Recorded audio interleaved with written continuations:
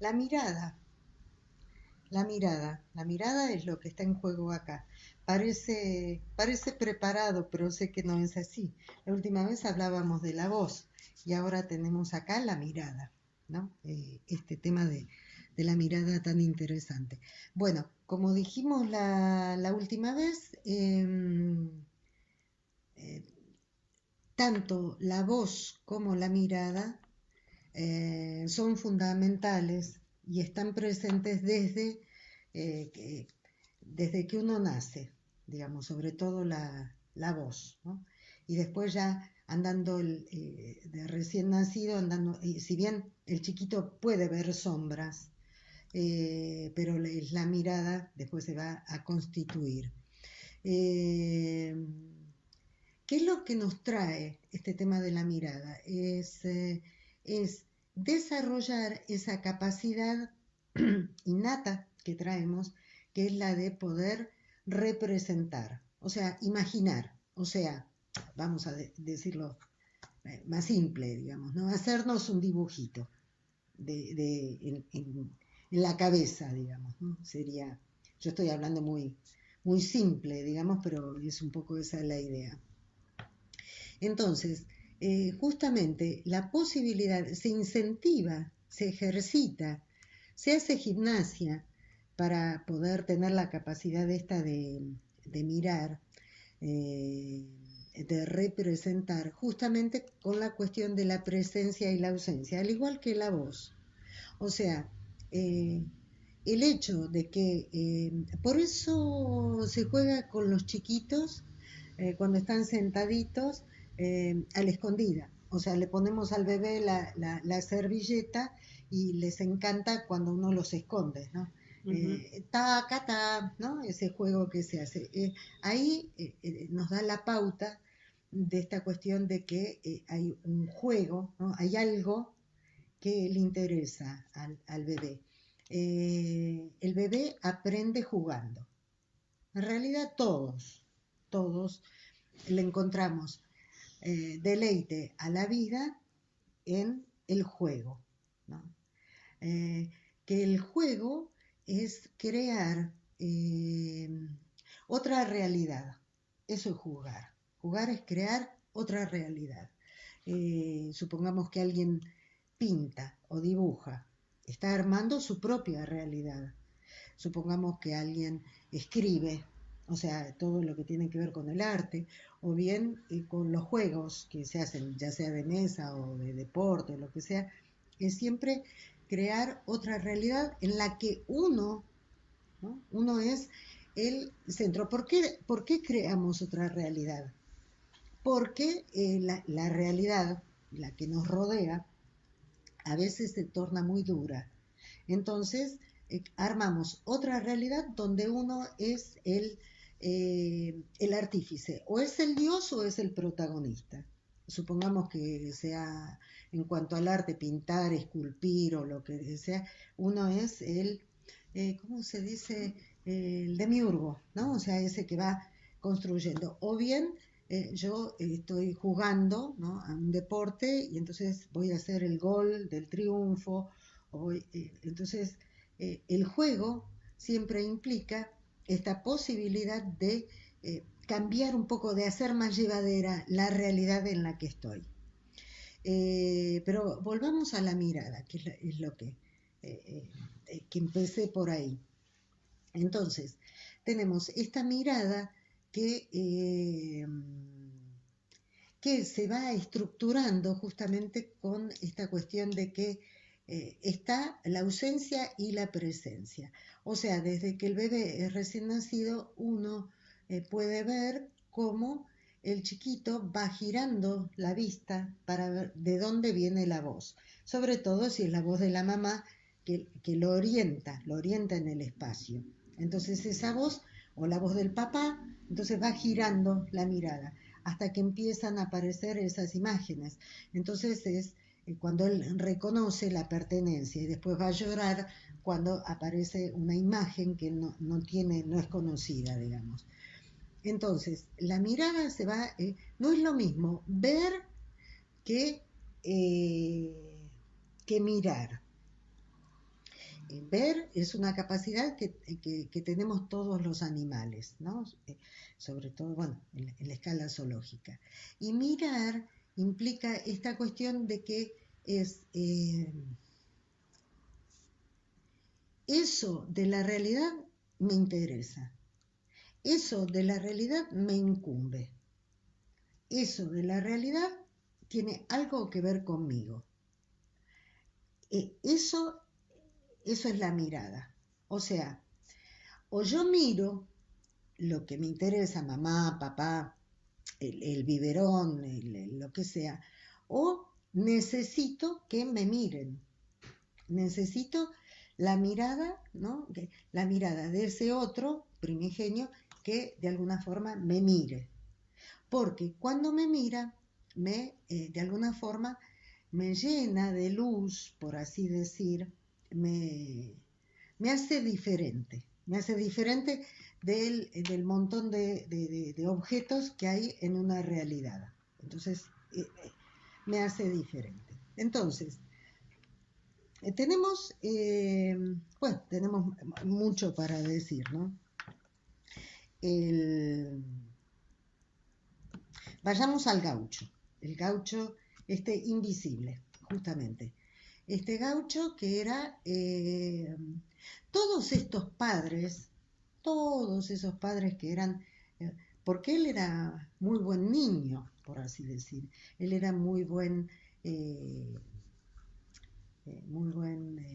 sí, un buen alumno, ¿no? O sea, sabía hacer su trabajo.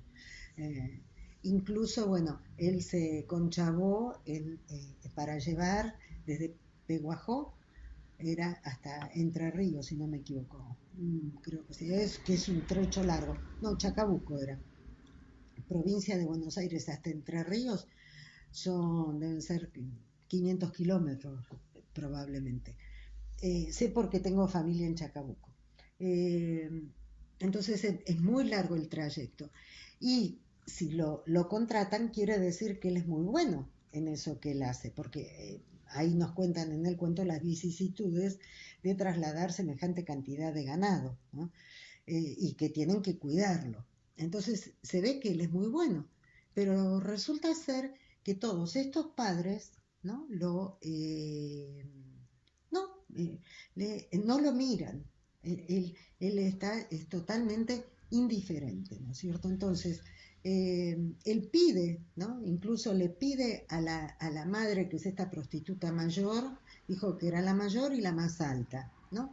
Y con un extranjero, con un acento extranjero, ¿no? Él le cuenta qué es lo que le pasa, entonces es como mamá, ¿no? Mamá, no, los chicos no me dejan jugar, mamá, no, esto, el otro, ¿no? O sea, un juego así, ¿no? Una cosa indiferente. Entonces, cuando él eh, realiza esa situación tan cruel, ¿no? Con el ternero, el becerro, dijéramos en México, el ternero ¿no? Que estaba, era él, el ternero era él, o sea, en una identificación total, esta de que lo levantan, lo izan y lo bajan, lo izan y lo bajan, ¿no es cierto? Hasta que, por último, uno de los gauchos, estos que estaban ahí, le corta el cuello, lo degüella al ternero y entonces ahí es es un rito, ¿no? Es un rito de pase. O sea, al cortarle el cuello, él hizo... Eh, ¿Cuándo se decide que él pase a formar parte de esa cofradía de los gauchos, digamos? Cuando él decide, ¿no? Él decide hacer algo que está por fuera de lo que está establecido, ¿no? O sea, él era muy buen alumno y hacía todo lo que había que hacer. Pero eso lo tiene en el lugar del niño obediente. Y no esta cofradía de gauchos, de hombres, solamente lo iban a aceptar si él hacía algo por fuera de lo que está establecido. Y entonces él, muy cruelmente, realiza esta cuestión del ternero este que lo sube, que lo baja. O sea, él decide hacer eso. Y entonces me parece que esta decisión de él, de decir, bueno, yo soy yo y voy a hacer esto, es cuando el grupo decide aceptarlo. Y entonces le dan la carta de ciudadanía, por así decir, la pertenencia a ese grupo. La imagen, muy bien hecha por el autor, que degüella al ternero este, ¿no? Y bueno, podemos ver que es él, digamos, ¿no? Se produce, bueno, desde el psicoanálisis diríamos que se produjo el corte, ¿no? El corte que implica la castración y que la muerte del ternero implica la muerte, es un sacrificio, lo que se está llevando a cabo ahí es un sacrificio a los dioses, lo que él hizo, ¿no?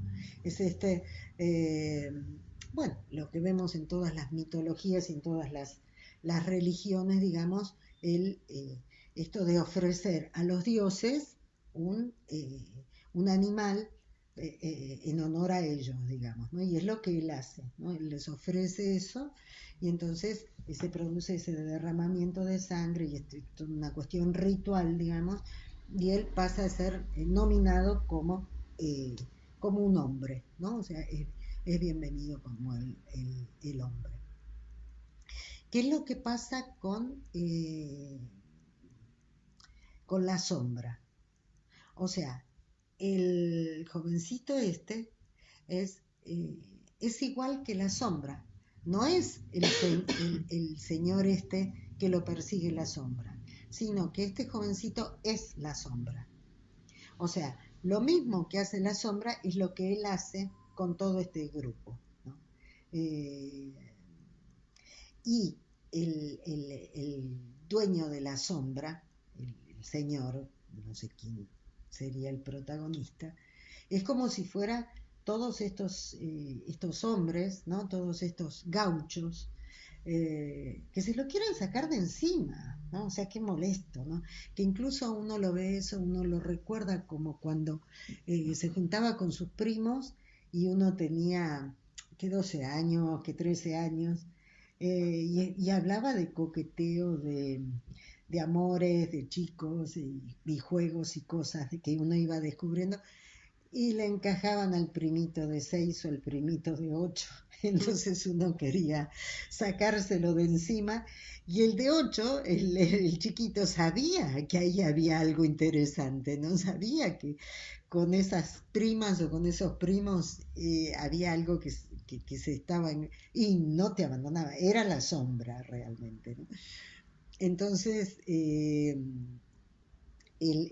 muchachito este, el gauchito este, por ponerle un nombre, es la sombra, ¿no? Es la sombra y por momentos esa sombra se la sacan de encima, ¿no? O sea, tienen que, la esconden, ¿no? O sea, se esconde, es al revés. Eh, claro, porque en la oscuridad y en la noche la sombra no está. Tiene que irse a dormir temprano, como los chicos se van temprano a dormir. Entonces, el dueño de la sombra, y después llega un momento, ¿no? O sea, esto hay algo del orden de la ternura, ¿no? De la ternura como cuando uno ya... porque el primo de 15, por poner una edad, ya le juega al primito de 8. Y el de 12 y él, es como que lo acepta, porque lo ve chiquito y el otro lo ve como grande. Pero el de 12 que se lo quiere, está molesto, ¿no? Que esté el primito ese. Entonces, esa actitud del primo de 15, por poner este ejemplo, ¿no es cierto?, con respecto a los primitos de 8 o 10 años, es la actitud que tiene el dueño de la sombra. Llega un momento que la acepta la sombra, porque es parte mía, o sea, es mía esta sombra, ¿no? Entonces la acepta y está preocupado porque ¿qué va a hacer de la sombra cuando él se muera? Esa es una lectura posible, ¿no? Esta sombra, digamos, que tiene que ver, bueno, esta cuestión de la mirada, ¿no? O sea, que estábamos diciendo, creo que es obvio, bueno, el joven, el muchacho este, el gauchito, que ve la cruz dibujada en ese corral que había sido una iglesia y después ya no la ve. Eh, qué es lo que está representando esa cruz? Y el sacrificio, esto que decíamos, ¿no? O sea, el sacrificio que hay que hacer de ofrecer a los dioses un becerro, un animal, ¿no? Para que los dioses se aplaquen, para que no, eh, para ponerlos de parte de uno, digamos, ¿no? Para que sea agradable, ¿no? A los ojos de los dioses. Y entonces él estaba viendo ahí la cruz, ¿no? La cruz con este Hijo de Dios que se sacrificó por todos, digamos, según dice la religión. Eh, Cuando ya pasa la situación esta bueno, esto que degüellan al ternero, ya después no ve la cruz, ¿no? O sea, ya no puede ver porque ya pasó el sacrificio, ¿no es cierto? Me parece que ya está visto eso. Eh, entonces, ahí tenemos esta cuestión de la, la mirada, la desesperación. Yo explicaba cómo era esto de la mirada y decía que es diferente ver que mirar, ¿no? Y que uno necesita que lo miren. Bueno, uno hace en la vida cualquier cosa, pero cualquier cosa con tal de ser reconocido, con tal de ser mirado. Y bueno, la prueba está lo que hizo ¿cómo se llama? Este joven, ¿no? Este gauchito, con tal de ser mirado. Y lo mismo hace la sombra. La sombra está desesperada por, por ser mirada y lo persigue en todos lados. Incluso eh, este hombre cuando era niño se subía a la hamaca, se escondía, ¿no? Con tal que no lo persiguiera la sombra. Entonces, esto también nos habla mucho de la soledad de este niño, ¿no? Que solamente tiene para jugar su propia sombra, mucha soledad. ¿Qué es lo que pasa con este niño que solamente tiene la mirada de la sombra? Porque es la sombra la que lo persigue, ¿no? O sea, ¿qué pasó al igual que la sombra, al igual que el gauchito pero el dueño de la sombra, ¿qué pasó con sus otros primigenios, o sea, mamá, papá, hermanos y demás, que no lo miraban, que él solamente sentía la mirada de la sombra, por así decir, y el fastidio que eso le generaba? ¿Por qué fastidio? Si uno no le da bola a la sombra, o sea, está la sombra y no le das bola. ¿Por qué le fastidiaba tanto? Porque es el rechazo a esa mirada. Yo quiero que me miren otros que no me están mirando. Un poco lo que le pasaba al gauchito este, ¿no? Entonces, eh, hay que ser muy valiente para poder aceptar la mirada del otro. Porque si vamos a los poemas de este muchacho, de Boazo, tenemos que va adelante, ¿no?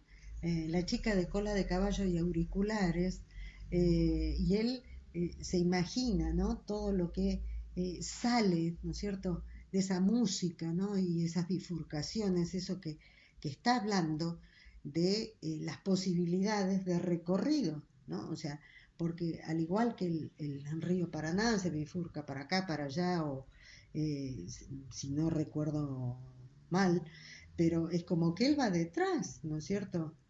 O sea, es la voz en este caso está tapada, está guardada, digamos, y está en juego la mirada, pero él solamente puede mirarle la espalda, ¿no es cierto? La nuca. Eh, ¿por qué no corre y se para delante de ella, ¿no? Y yo te miro y mírame, ¿no? En juego de esa mirada. Ahí también nos habla de este miedo, ¿no? Al igual que el, hay como una cierta desesperación, pero a la vez hay un cierto miedo, ¿no? A poder ser mirado, porque tal vez implique esto un miedo que puede ser rechazado.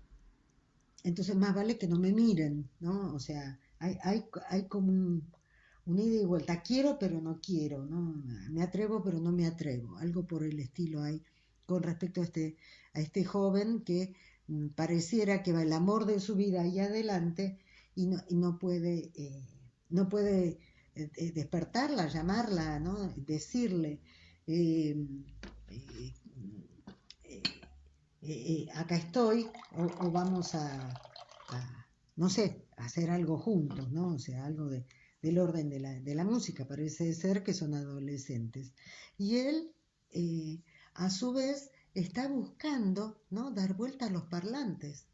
O sea, tiene, que dale, siempre la misma música, siempre la misma música. ¿De qué música está hablando? De la música de la familia, no tenés que estudiar, porque si vos no estudias, y a ver, enseguida casarte o no vayas a tener chicos de joven, ¿no? El discurso ese que se tiene en las familias, ¿no? O sea, que uno lo hace bueno, por temor, porque vivió, por lo que sea, los padres, digo, ¿no? Pero los chicos se hinchan mucho las bolas de que estamos con la misma historia. Entonces, él quiere dar vuelta a los parlantes y para escuchar otra cosa, ¿no? Para poder escuchar ¿cómo se llama? Otro discurso, ¿no? Salir de eso. Me hace acordar a quién era que allá en los años 70 decían que si uno pasaba el disco al revés, se escuchaba... Era diabólico. Era diabólico, había cosas del diablo, no se escuchaba, creo que todos estábamos... En el rock. Claro, era el rock. Pero siempre había alguien que lo había hecho. O sea, yo no lo había hecho, pero el primo del hermano del cuñado de mi sobrino sí lo había hecho y sí se escuchaba. Y a mí me daba como miedo. O sea, ¿de qué nos está hablando esto de dar vuelta a los parlantes y salir? ¿No? Nos está hablando del miedo de salir a la vida. O sea, así como él tiene miedo de correr y pararse de enfrente de la chica para que lo vea, también da miedo esto de otro discurso, ¿no? O sea, de volar y salir del nido, estas cosas diabólicas, ¿no? Entonces, él da vuelta a los parlantes con otra música y está como el gauchito este que busca que lo miren y decide hacer algo, ¿no es cierto? Y por último, tenemos este poema de amor que lo escribió, como decíamos, Ron Padgett. Está bien, ¿no? Lo que digo sí es lo único que me falta ver, ¿no? El poema el poema de amor. Este poema de amor donde nos está hablando que todo, absolutamente todo en la vida implica la pasión. O sea, es pasión. Eh, una caja de fósforos empieza, ¿no? Empezamos como una helicoide, ¿no? Y de a poco vamos a ir bajando y bajando. Empieza con los fosforitos, ¿no? Que son así, que están bien empacados y que son de buena calidad y pito y flauta. Y después ya nos vamos yendo hacia la cosa libidinal, digamos, esa cosa erótica, ¿no? Del encuentro del fuego, ¿no? Del fuego de la pasión. O sea, lo que nos está diciendo este poema de Paget, de la película Patterson, es que la vida no tiene sentido si no tiene pasión. Y la pasión solamente se va a poder poner en juego en tanto y en cuanto yo me ofrezca en esta pira humana, digamos así, en tanto y en cuanto yo me inmole, ¿no? O sea, me abrace en en la llama de la vida, porque si no es una vida chata, así, indiferente, como el muchacho este con el los caballos, ¿no? O sea, podré saber todo cómo manejarlo, pero sin pasión, porque nadie me mira. Entonces, de lo que se trata es de poder quemarme, abrazarme en esta hoguera de la pasión. Es lo único que me trae sentido a la vida. El hecho de que yo pueda ver, largar el fuego de la mirada al entorno. Y no estoy hablando solamente de lo sexual, ¿no? O sea, estoy hablando de la pasión por la vida, ¿no? O sea, de poder largar la llamarada al entorno, ¿no? A mi vida y que de allá me devuelvan, ¿no? Esta llamarada, digamos, en un ida y vuelta y que me incinere, ¿no? En este encuentro con el entorno. Me parece que es lo que se eh, establece a lo largo de todo esto, es la pasión por la vida, ¿no? La pasión por pertenecer a un grupo al que pueda aprender, la pasión de buscar, el joven no salta, ¿no? A lo pasional de la joven, pero sí siente abrazado, ¿no? Por el calor de la pasión, y me parece que es todo esto lo que está en juego, la mirada, el fuego abrasador de la mirada. Y creo que quien más, quien menos, ha visto en el amante, y cuando hablo de amante me refiero a aquel con quien voy a hacer el amor, el fuego en la mirada, ¿no? Ese fuego se ve, ¿no? En el momento de la pasión, del encuentro de los cuerpos. En este caso se ve, ese fuego está, esa llamarada está. Bueno, eso.